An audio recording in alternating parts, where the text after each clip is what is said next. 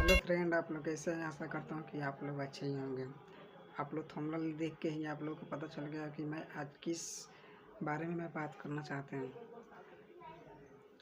तो फ्रेंड, अब बहुत ऐसे दोस्त हैं कि जो नई दुकान कर रहे हैं या नई दुकान करने का सोच रहे हैं, तो ये उनके लिए बहुत अच्छा वीडियो होगा। ये वीडियो देखने के बाद आप तय कर सकते हैं कि हमको सामान कहाँ से और कैसे लेना है। अगर आप पहली बार दुकान कर रहे हैं तो आपको दिल्ली जाना सही रहेगा या अपने शहर से सामान लेना सही रहेगा, वो आपको मैं इस वीडियो में क्लियर करने वाला हूँ। देखिए दोस्तों, हम लोग का सामान है कि जो हमारे दुकान के लिए, श्रृंगार के लिए, जो दुकान के लिए हमको सामान चाहिए, वो सामान का हम लोग का नहीं है। तो अब नई नई दुकान खोल कर बैठे तो हम लोग का रेट का तो पता चलेगा नहीं। कि कौन कितना रेट में मिलता है। तो हम लोग अगर पहली बार दिल्ली जाएंगे तो फंसना तो जेनुअली है, क्योंकि रेट को पता नहीं है कि आपको एक दो सामान दिखा देगा और बोल देगा कि ये इतना का है और इस पर इतना आपको बेनिफिट है। आप तो खुश होकर ले लीजिएगा कि हाँ, इसमें बहुत हमको फ़ायदा मिल रहा है। लेकिन और कोई ऐसा सामान होगा कि आपको उसमें लाद देगा।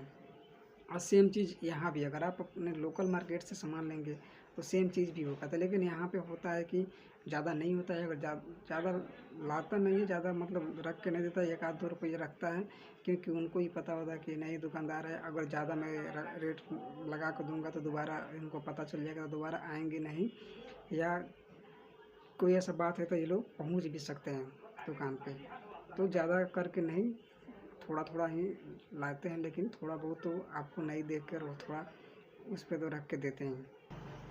अपने लोकल मार्केट से सामान उठाने पे ये फ़ायदा है कि हम वहाँ पे जितना सामान चाहते हैं, कि अगर किसी पैकेट में, डब्बा में, बंडल में आता है कम से कम 6 या 12 पीस आता है। अगर उसमें से आप चाहिएगा कि अब 6 की जगह पे हम 3 ले या 12 की जगह पे हम 8 ले, तो आपको वहाँ पे उतना दे सकता है। लेकिन आप दिल्ली में जाइएगा तो आपको वैसे नहीं, एक पैकेट लेना पड़ेगा, उसमें आपको 6 हो या 12 पीस हो, उतना लेना पड़ेगा। लेकिन लोकल मार्केट में ऐसी बात नहीं है कि आपको जितना चाहिए उतना देगा और सही सामान देगा। अगर आप सामान में कोई ऐसा गड़बड़ निकलता है तो आप अपने दुकान पर लेकर आइएगा। अगर आपको दिखता है कि ये ख़राब है तो आप कल को लेकर जाकर उनको दिखा भी सकते हैं, वापस कर सकते हैं, या उसको बोल भी सकते हैं कि नहीं, आपने ये सामान दिया था, मेरे को ये ख़राब सामान दिया था। लेकिन आप तो दिल्ली से अगर सामान लेकर आइएगा, वहाँ से घर पे लेके आने के बाद अगर कोई सामान उसमें ख़राब निकलता है तो आप किसको बोलिएगा। आप तो जाइएगा नहीं बोलने।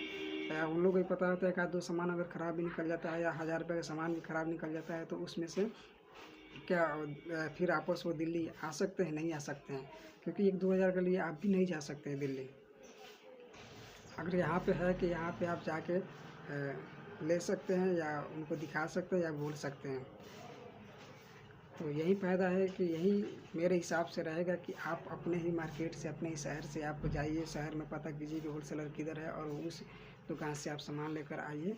बहुत बेहतर रहेगा आपको, क्योंकि नई दुकान किए हैं तो आपको बार बार आना जाना भी रहेगा। तो बहुत सारे सामान रहेगा कि आपको पता भी नहीं रहेगा।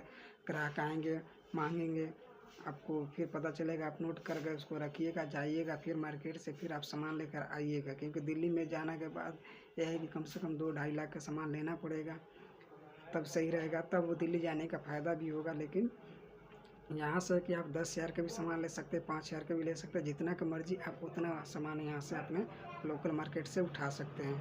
लेकिन फर्स्ट चांस अगर दुकान कर रहा है, पहली बार दुकान कर रहा है, तो मेरे हिसाब से आपको अपने शहर से ही सामान लेना चाहिए। क्योंकि फर्स्ट टाइम आप शहर से अपना लीजिएगा, सही रहेगा। आपको धीरे धीरे रेट भी मालूम चल जाएगा। उसके बाद आप सेकेंड बाद मतलब उसके बाद आप 1 आध साल 2 साल के बाद आप जाकर दिल्ली से या जहाँ से मर्जी आपका सामान लेकर आइएगा, फिर आपके लिए सही रहेगा। और आपको यहाँ भी लीजिएगा तो यहाँ का रेट का आपको पता चल जाएगा, अंदाज़ा आ जाएगा। धीरे धीरे करते करते सब आपको समझ में आ जाएगा। तो चलिए, हम इसी वीडियो में आपको शायद सारा चीज़ समझ में आ गया होगा, कहाँ से सामान ले, कैसे ले। अब